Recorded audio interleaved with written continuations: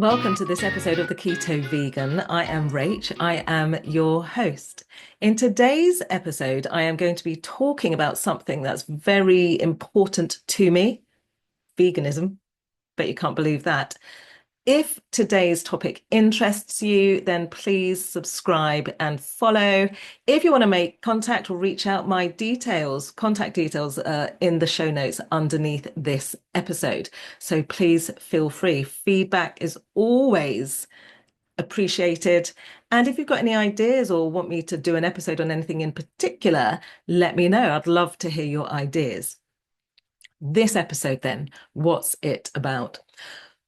Starts a long time ago. When I was brought up, I was brought up in Christianity, and we were taught, well, I certainly believed and was under the impression that humans are much more important than any other species. We were the ones made in God's image. So what does that mean? That means that we are much more important than every other living thing, that we should have dominance over every other living thing, that we can eat any other living thing. And in the Bible, in the Old Testament, Jewish scriptures, the law was that there were certain foods, animals, whatever, you could not eat. You can't eat dairy with meat, for example. Lasagna's off the table and spag bowl with cheese on top off the table completely. Being keto, you're not going to do that though, unless you can find a carb-free pasta. And I don't know any good carb-free pastas for lasagna. Anybody out there want to make one? Would love to have a lasagna again. Anyway, so there were loads of food laws. And then after Jesus ascended into heaven, after he was resurrected, the new law came to Peter's, who was sleeping on a roof in the hot sun. And the law came out that everything is now permissible to eat. Everything is permissible to eat. So, which means Christians believe that it is their God-given right to eat whatever they want, all animals, dairy, and so on. So I believed, as I was growing up, that this was completely acceptable. We were more important than animals, and animals didn't feel or have emotions. They were not sentient, which means capable of intelligent thought. How naive I was.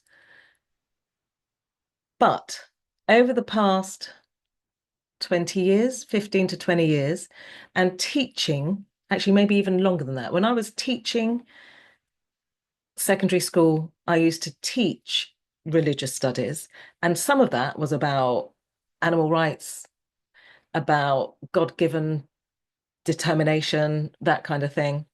And also, I used to teach personal, social, health, relationships, sex, education, chuck a bit of citizenship in there as well. And within those topics, I would teach about animals and I would do some research because I don't just teach, I actually find out about what I'm teaching about and I would do research. And I became very slowly aware that animals are sentient. I think I remember that awareness coming in that animals have sentience. And it took me a while to get my head around that. Now, in today's age, we're in 2025, I think most people know that animals are sentient beings. Surely, many people now know that. But 20 years ago, I was in my blissful ignorance as a Christian, believing that animals were not sentient and not actually thinking about animals, just enjoying the taste of their dead flesh that had been cooked on my plate. I put it so eloquently, don't I? Oh, people are going to love this, especially if they eat animals, eat that dead flesh that's been cooked on their plate. Anyway, come on, Rach, get back to it. So I now firmly believe and have seen with my own eyes animals experiencing feelings. If you have a pet dog or cat or whatever, horse, guinea pig, whatever, rabbit, You are probably very aware that your pet has emotions, which means it has feelings, which means it is sentient. It is able to process these things. It is not just working from the primitive mind, working on instinct alone. It is processing. It's got some neurons working together to process emotions. It's learning how to do things, especially dogs. And actually, if we had pigs as pets, they are more intelligent than dogs. So we know that we can teach our pets to do things that we wish that they would do, that we want them to do. So they are able to process, they have intelligence, not as advanced as humans. We know that. Lots of research is still happening. I wonder about octopus, just how clever they are. Are they even from this planet originally? Oh, but I was reading an article the other day. I belong to the British Psychological Society because up until just recently, I was teaching psychology. And their article last week was about, do animals feel? And I thought, this is what my next episode's going to be on. The article is called, Do Non-Human Animals Feel Emotion? So I've got it in front of me so I don't quote things wrong. So I will be looking away from you lovely people. So this was published on the 4th of June, 2025, and today's date is the 12th of June. All fresh information. And the person that published this article, doing all the research, gathering the information, her name is Emma Young. For many years, behaviorists argued that we couldn't study animal behavior, that it was the wrong thing to do. But more recently, psychologists are going down those routes. Now that psychologists are happy or much more interested in animal sentience and the research. So in recent years, Matthew Zippel at Cornell University and colleagues sent out a survey with 100 researchers in a range of very relevant disciplines. And these disciplines included evolutionary biology and neuroscience, as well as cognitive and biological psychology. The 100 respondents ascribed emotions to, these are the statistics, 98% of respondents ascribed emotions to non-human primates. 98 of them said that they agreed with that. 89% ascribed emotions to other mammals. 78% ascribed emotions to birds. With octopus, squid, and cuttlefish, 73% said they had emotions. Fish, 52%. And you think, yeah, well, I won't eat meat, but I will have fish. 52% of these researchers ascribed emotions to fish, and most even ascribed emotions to insects and other invertebrates. Isn't that incredible? With the research they are doing, and they're not just people just spouting their opinion as you hear on social media. These are scientists doing a hell of a lot of research. Your research has to be falsifiable if you're a psychologist, which means somebody else needs to be able to do the same research and come up with very similar results doing it with them. Now, there's loads of science around and like quantum and, when we look at something, the behavior changes and so on and so on, but I'm not going to get into that. We need to be listening to this research where these researchers are finding that animals do experience emotions. So there's this issue with anthropomorphism, where we then subscribe what we feel, thinking that an animal will feel the same. And there were just under half of that felt that could be an issue. But more than this, which I think is really good for us, that 89% thought the opposite, that anthropodenial is a bigger problem, where researchers are denying that animals can feel emotions. And there's this dramatic shift. Let me just read this quote. This distribution of thought likely represents a dramatic shift from the 20th century when an aversion to anthropomorphism was dominant amongst animal behavior researchers. The next issue is, how do we interpret emotions from an animal? Do we use facial expressions? When I say we, I don't mean me or we, I mean them. Do they use facial expressions, vocalizations? How are they interpreting what the animal is feeling? So basically, how do we notice? It's going to be a lot of human observation on the animal, but there will also be blood tests, stress-related hormones, and so on. No matter the method, whether it is observations or measuring stress arousal or vocalizations, these observations are bringing incredible insights to the psychology world. In this article, there's about how chimps feel empathy. That's a skill some humans don't even have. That research was done on chimps, and yet it is not just limited to chimps, this empathy ability. Some research has been done on dogs, and they have found that they think that dogs can also experience jealousy. My daughter, my daughter was saying just yesterday, she's got a rescue dog, so she met this other dog. A friend of hers had another dog that they're looking after. And this other dog intentionally, this is the interpretation, made my daughter's dog jealous of my daughter.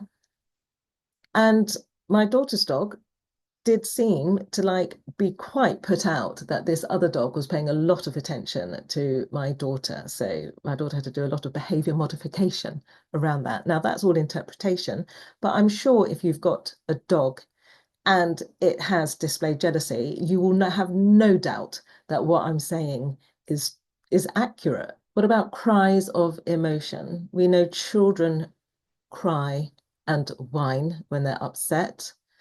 We know dogs whine and cry when they're upset, and they howl as well. So when I was looking after this rescue dog for my daughter, and my daughter went out, she was howling. I could not console this little thing. She was absolutely beside herself. It was quite traumatic. I just put in my earpods and listened to something really loud. Of course, I didn't. Tried to comfort her, but she was inconsolable. She's much better now. This article then goes on to say how AI is now being used to analyze vocal sounds. That's going to be much, much more accurate than human interpretation of those sounds. Some research on octopuses in 2021 by Crook found that octopus will avoid places that they've been to before in order to avoid pain. If they experience pain there, they will not go there again. As a result of that research, octopus, crabs, and lobsters are recognised in the UK under the Animal Welfare Sentience Act in 2022, giving them protections against cruelty and harm. And yet people in this country are still eating them, crab, squid, octopus. So is that not cruelty? Is that not harm? Killing an animal? I don't understand. Do these animals come from abroad so that people in this country can eat them? Maybe some more research is needed there. There's some further research to add to this article, links below. Fish have pain receptors. They show spikes in hormones when feeling stressed, and they show brain activity in response to harmful stimuli. That's fish. They even change behaviors in avoidance learning tests, which is criteria for pain and emotion. Can you believe that? On the other side of this, some argue that human-like brain structures don't exist in fish, so at the neocortex, meaning that it might react reflexively rather than emotionally. So some researchers, Rose and Key, maintain fish reactions might be nociceptive, not conscious pain. Don't forget as well, emotions, what they are is speculative from the researchers. More needs to be done around that. But I think with AI being introduced and being used for this research is an excellent step forward. Now go and watch some reels, videos, documentaries on the abuse animals receive. And now being fully aware that animals are sentient, do experience fear, stress, pain, sorrow, sadness, cows when their calves are stolen from them. How can we, as sentient beings ourselves, continue this behavior? How can we? How can people still do it? It's got to be ignoring, hasn't it? Which is ignorance. And if that prickles you, that's possibly because that is you. It was certainly me. I think, that saying that I think if slaughterhouses had glass walls and people connected to the pain and saw the pain, they couldn't do it. But everybody's at a different level of consciousness. Those people that are of higher conscious levels, I think very easily would stop doing that, would stop eating animals. And I think we're very much determined. We're doing the best we can with the level of consciousness that we have. And we can raise our level of consciousness, can't we? I know 20 years ago, when I was an acting Christian, believing that I was better than all other sentient beings and other religions, and that we could be dominant over the earth. My conscious level then was pretty low, I would say. But the less religious I've got, the more spiritual I've become, the more connected I've become to this beautiful planet and to all the species on the planet. I think that is raising the levels of consciousness that people experience. Because basically the absolute law, and there's only one law, and I very much believe this, is the law of love. If we don't experience that, then what is there to life? Anyway, that's enough of me going on.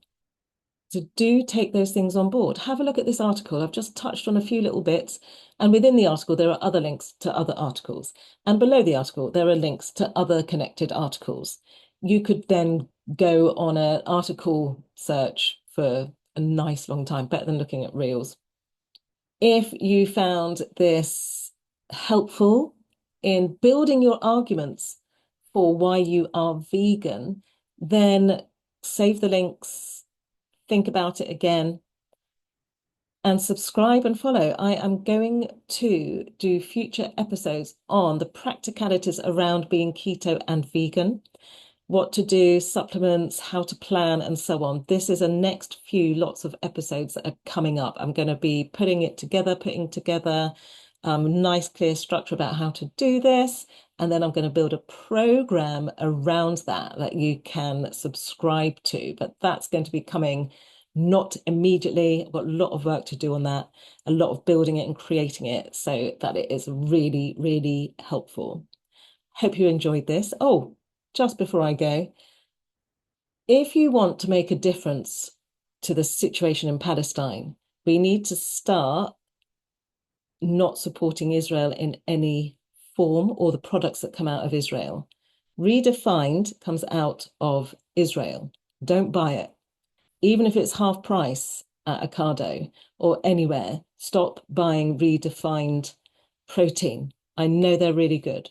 I know they are some of the best out there, but you can go without for a while. And there's loads of other products that come out of Israel. Do your research. That's all I can think of at the moment, because I used to buy a lot of Redefined, especially when it was on half price offer at Ocado, but no more, not until that situation is resolved. And don't think we need to stop the war. Start thinking and offering a vibration of peace, of harmony, of love. That's the vibration we need to create. When we think stop war, we're thinking stop war, which means there is war. So create a higher vibration of love, of peace, of healing, of resolution. That's what we want to keep our focus on. That's a spiritual bit done. I will see you next episode, and it will be some practical tips, how to get started on the diet, how to plan. And I know I've done this all in the past, but this will be a series of episodes, one after the other, about how to do this thing. You can do it. I'll see you next time.